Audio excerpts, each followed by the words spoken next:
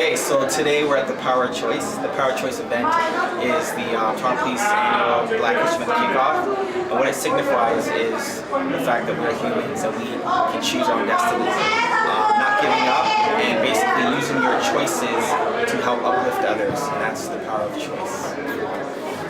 What he went through while he was in prison. The greatness of this man is not that he was bitter towards the whites. He was, but that he chose to act in love and respect towards them for the greater good of the country of South Africa. He was deliberate, and with his acts towards whites to show he bore them no ill, no evil, and wanted them as an integral part of South Africa, now called the Rainbow Nation. Now, ladies and gentlemen, the unity and survival of the nation was much more important to him than the bitterness, and he knew that he could not let himself be ruled by it.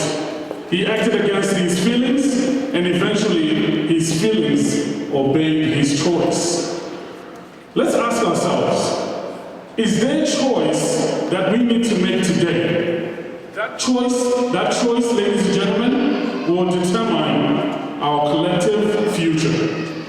To officially begin this evening's program, we'd ask that Deputy Chief Slowly join us at the podium, please.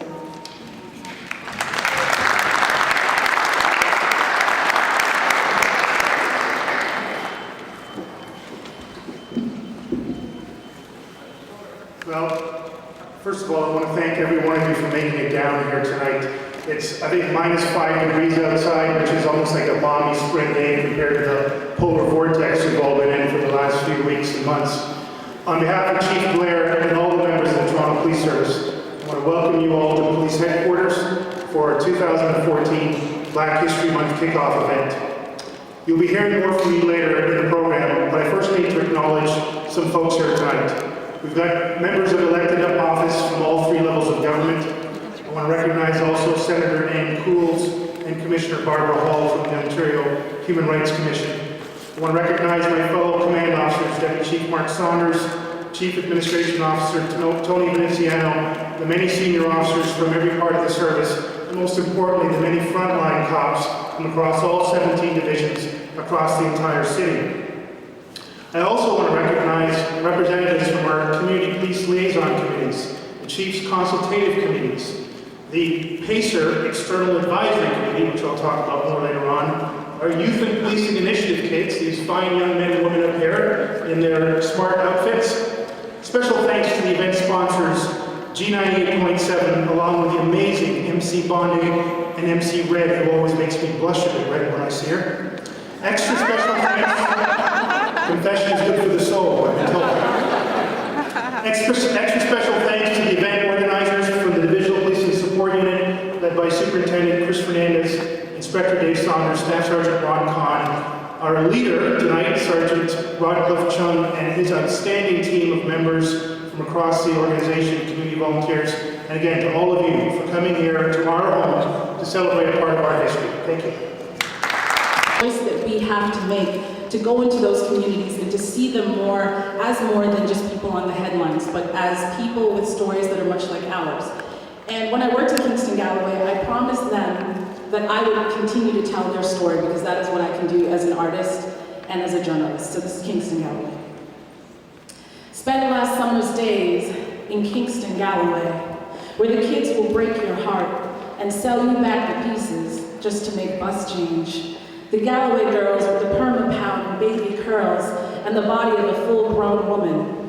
They'll let the boys use knives, but they'll cut you with their eyes just for being. Pop gum-like style, call each other names and stretch out their words like, yo, yeah, and ask a million questions if you let them. And then one day you speak to the point just past a young girl's attitude and underneath her fake gold door knocker earrings, and all that you're hearing is a child so endearing that for a moment you put your faith in her and then in the world. And she starts coming earlier and earlier to your leadership class and stops covering her face every time she laughs. And then one day she doesn't show, and you're pissed. until she calls and says, "Miss, I couldn't come today. My brother was shot and killed last weekend at Jamaica Day. His chain belonged to him, but they saw it another way." And what was I supposed to say? I'm scared she's lost to Kingston Galloway. My heart gets rebuilt and then rebroken every single day. And then there's the teacher's pet, the sweetest brown-skinned boy you've ever met. 98 pounds, holding a brick soaking wet, with a piece bigger than he is and a set to rep. He's a gallus among them, and of course he's the class clown. And when he misbehaves, I make him drop and do push-ups while the class counts him down. His spindly arms shake, but he grips up his face, and he does them. And if he thinks one of the other kids was rude to me, he takes them outside where he thinks I can't hear and confronts them. And each and every morning he digs through my purse to see if I brought any snacks that he likes. And if I did, he will dun them. And then one day he sees I forgot to bring lunch, so he pulls out a cash stack as big as my head and comes back on his bike with a sunrise jerk chicken, cola, and bun them. He acts up when it's time for job placement. "Miss, what do I care? What do I need a job for? I'm gonna be in a gang for my life." But then he blows up my cell phone, texting me at inappropriate hours of the night, because he wants to know what he should wear to the job interview that I finally got him, and how to stop all these negative voices that keep running around in his head. "Miss, I don't want to embarrass you, but I don't own a suit. Is it okay if I wear my best shirt and my new jeans instead?" Yes, now for the love of God, please go to your bed and dream your blue dreams of tomorrow and a redless yesterday, and know that I'm still sending love to Kingston Galloway. Thank you.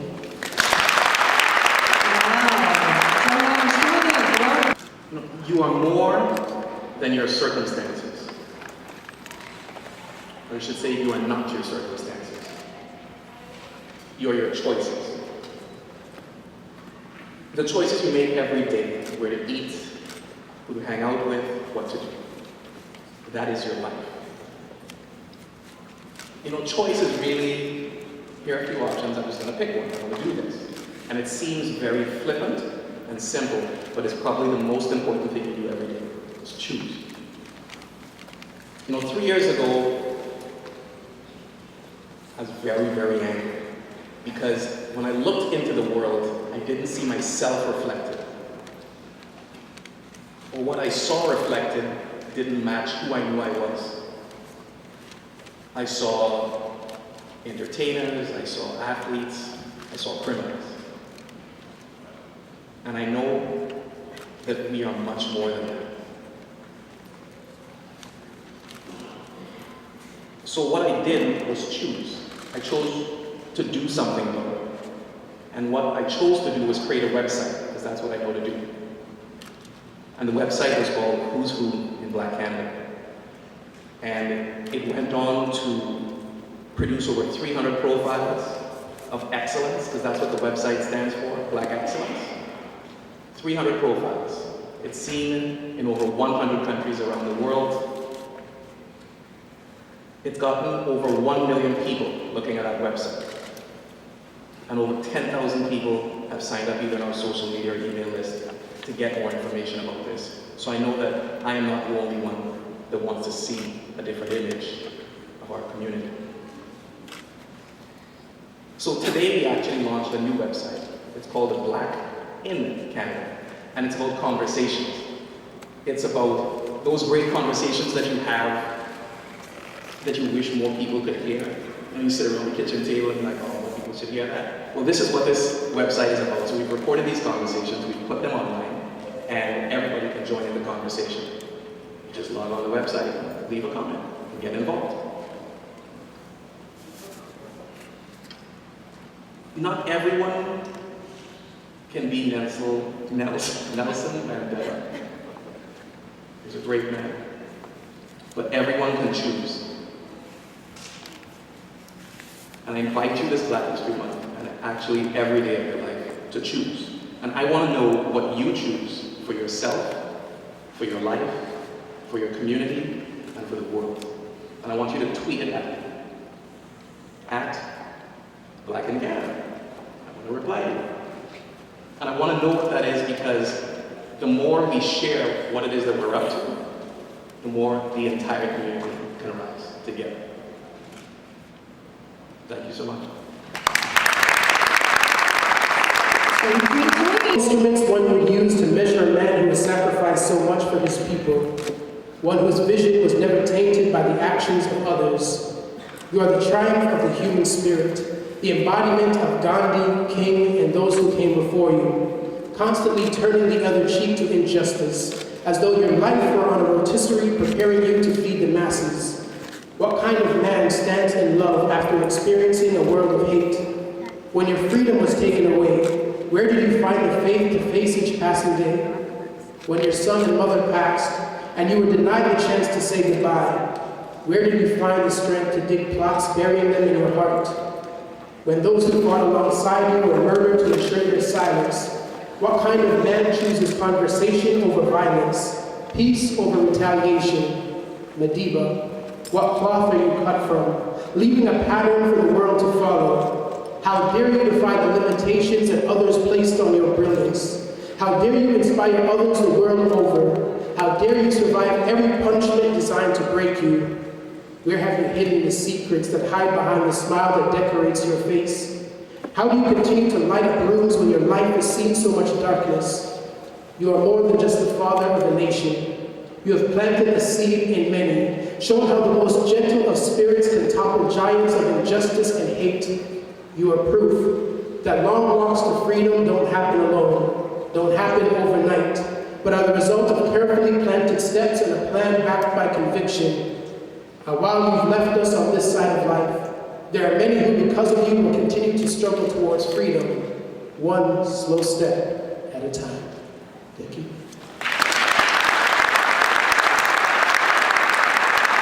And so it begins. On the dark continent of enlightenment, the place from where all history comes, of people who were so ahead of their time they were sending text messages when they only had drums. Out of the starting blocks, we are off to an early lead as world travelers and explorers, sharing our philosophies, creating universities and structures that would make the world stop and wonder before passing the baton on to the relay's next runner in the Caribbean Sea, who lost a bit of ground through the Middle Passage and slavery, but nobody said that the race would be easy. So for over 400 years, they continue to run, limping through the pain, knowing that cramps will come and it's going to hurt sometimes, but you've got to focus and keep going through the plantations, the lynchings, and the hate, even when the spectators in the stands call you other than your name, because it is not what we are called, but what we answer to that is important.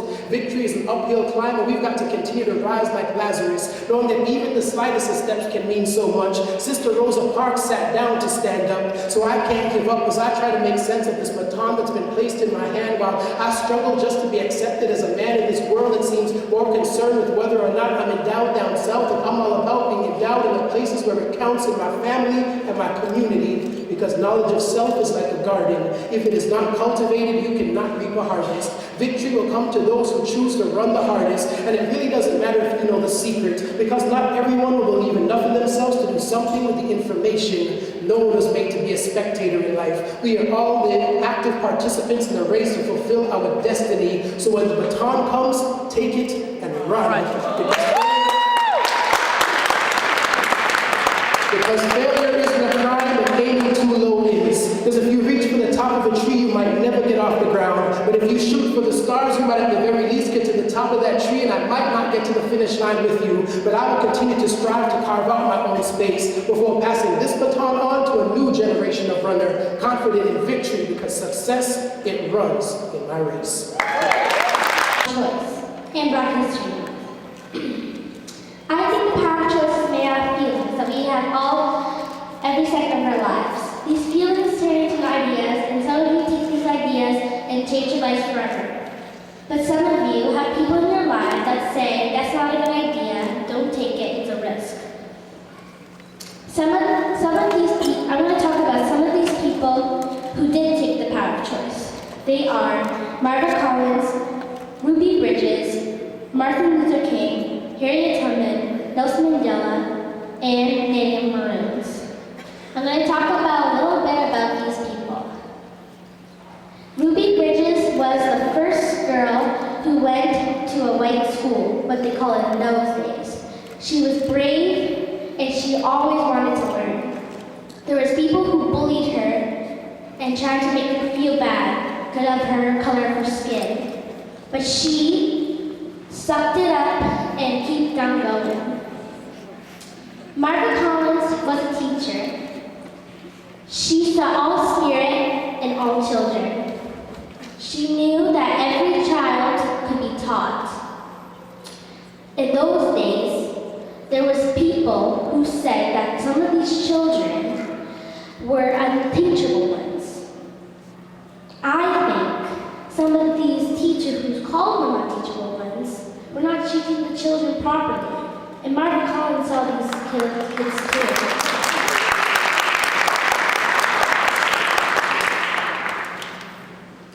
So she's trying to make a change about it. And now she's very good.